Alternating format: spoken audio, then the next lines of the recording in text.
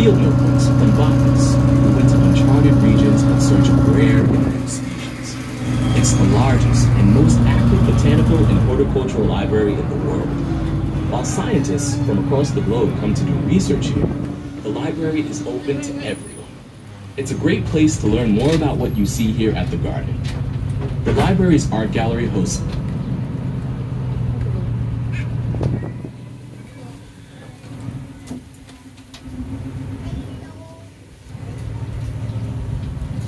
and more about the work of our cutting-edge researchers. Head toward the main road. Take a minute to appreciate the tulip tree allée. Allée is French for a tree-lined walk.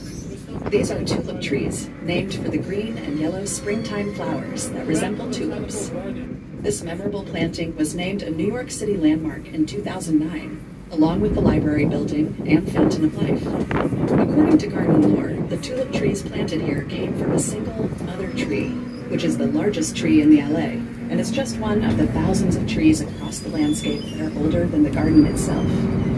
The rest of the tulip trees were planted in 1905 under the direction of the garden's founding director, botanist and taxonomist Nathaniel Lord Britton. Britton and his wife, Elizabeth Knight Britton, herself a distinguished botanist, were leaders of the movement to create a grand botanical garden in New York City in the late 19th century. While on their honeymoon in London in 1888, they visited the Royal Botanic Gardens, Kew. What they saw inspired them to lobby elected officials and civic leaders to create a public garden dedicated to science, education, and horticulture in New York. The Britons were successful, and in 1891, the New York State Legislature incorporated the New York Botanical Garden. Soon after, the couple selected this site, which featured a 50-acre old-growth forest surrounded by fields and pastures. In 1895, landscape architect Calvert Vaux, co-designer of Manhattan Central Park, created a master plan for the garden to allow for the planting of beautiful and diverse collections while preserving the natural beauty of the landscape. More than 125 years after its founding, the garden's staff remained dedicated to preserving the natural and horticultural beauty of the landscape.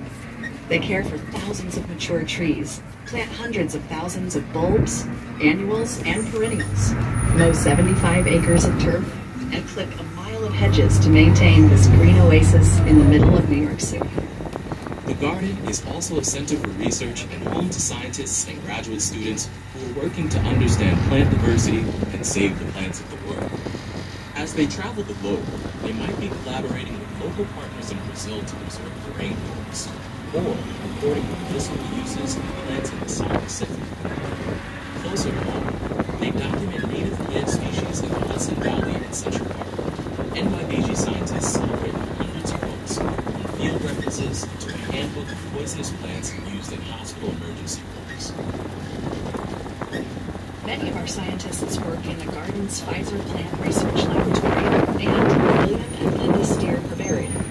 The Steer Herbarium is the second largest herbarium in the world. It houses approximately 8 million dried, pressed plant specimens, including some dating to the 1700s, which are used by scientists to identify new species and document where plants grow. By day, this area is called Twin Lakes. A century ago, people used to flock here to swim in summer and ice skate in winter. Today, birds flock here, especially water birds and seasonally migrating species. On Saturday mornings, you can join free bird watching tours. Garden visitors have spotted more than 200 species. We're about to cross the Bronx River, originating in Westchester County and extending 23 miles to the East River. It is the city's only freshwater river. Once lined with factories and mills, it became very polluted. Now, thanks to the efforts of conservation organizations, the river is cleaner than it has been in centuries, and is once again home to a wonderful array of wildlife, from beavers to American eagles. Just downstream from here, the Bronx River cuts a dramatic gorge through the 50-acre Thane Family Forest, the largest surviving stand of uncut first-growth forest in New York City. Since its founding, the garden has preserved the forest in its natural state, but over the centuries it has suffered